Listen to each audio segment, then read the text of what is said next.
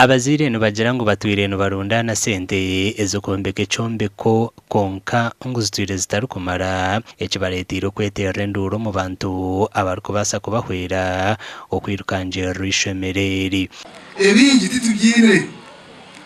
wabarareba na structures enyingi turikwegera mu makoko hamwe turikwegera kahe mu makoko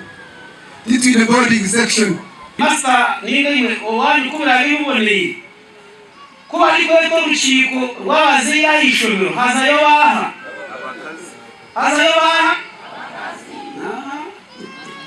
abashija mumvuriye kuba ariko urukiko rw'abazi Eishomero ni hazayo abakazi kusha tibi kumanya abashija bagireka Benon Umugisha headmaster w'Eishomero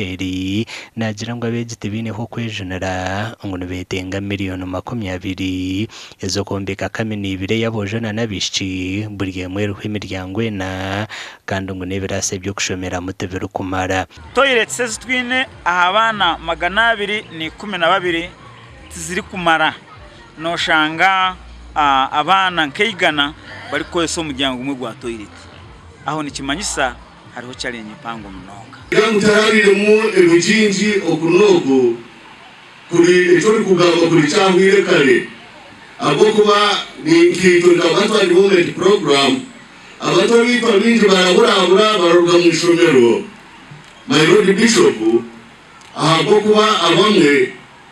barashobora baruga muka Eishomero obuhwezi okurwa mu kitongore cy'abatwa development group okutaho mu nshongezi kandi baraganisa kubombekere byombeko byo kumara baba bakwatanisize nabo teka ngwano reba